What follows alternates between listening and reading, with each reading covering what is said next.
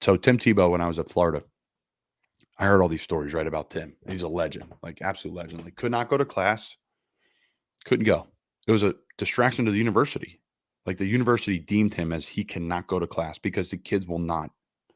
Right? Think about that. That's Like crazy. the university, which is a massive business, statewide, University of Florida, massive, countrywide, really nationwide, and worldwide. Honestly, half the athletes are European or wherever. Right? Our volleyball team. I'm rambling on per usual. But basketball team, people are from all over the place. It's an international school, and they're saying you cannot go to class because you are a distraction to this entire university. We love you so much, Tim. We're going to give you all the support in the world, but we can't. You can't go. So he had groceries delivered. He had books delivered. He would go in the back door of like study hall to get it to work with a tutor. That was like heavily vetted tutor. That wouldn't be like, hey Tim, can I have your autograph? Right? It's like I literally think some of the people that weren't tutors had to become tutors that were close to Tim because they were the only people that like could be normal around him.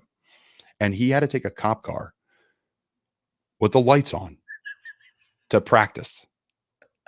He had to get in a cop car, go because our practice facility was so the stadium at Florida, the Swamp, which is incredible. Anybody who's looking to do college football experiences that has not, especially in the SEC, there's some great ones, right? Alabama, LSU is tremendous. Tennessee's tremendous. I had fun at South Carolina. They're all great.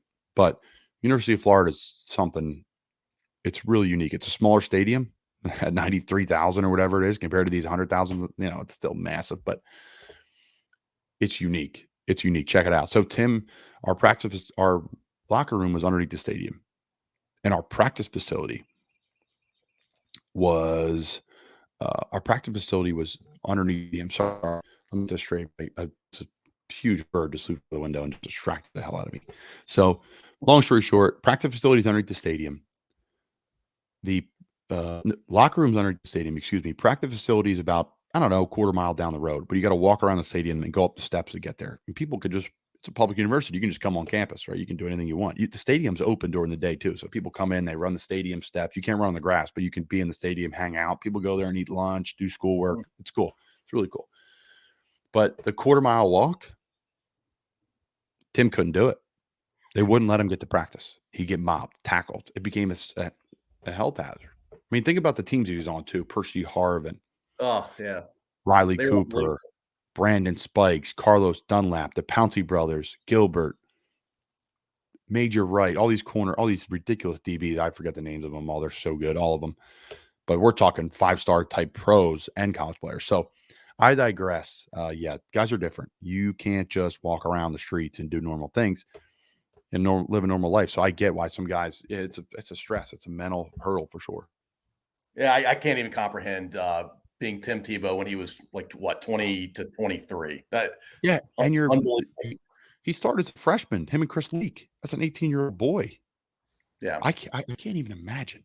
I could barely walk out of the Swamp with a boot on my foot and in crutches without shaking in front of 90,000. And my man's out there taking snaps, running people over. Like that's why guys are different. Like that's why when people rip Tebow and said like he couldn't play tight end. Listen, I get it. There's some younger players, myself included, that you could take an opportunity away from. But I truly think if Tim was on the practice squad there for a year and maybe didn't take a 5-year break from football, I think Tim could be a tight end in the NFL. No doubt about it. He played quarterback in the NFL. I mean, This guy gets ripped. I'll never understand it. I'll never understand it.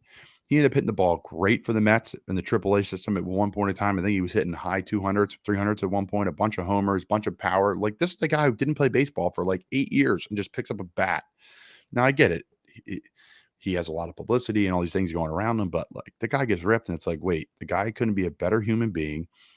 He has like prom and charitable like galas for kids with special needs. He is a strong man of faith, which whether you believe in that faith or not is something to be said.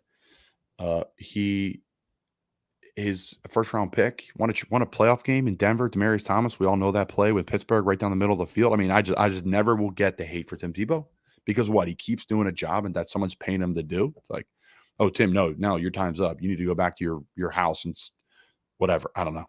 Pissed me off. It's a hot button topic with me, man.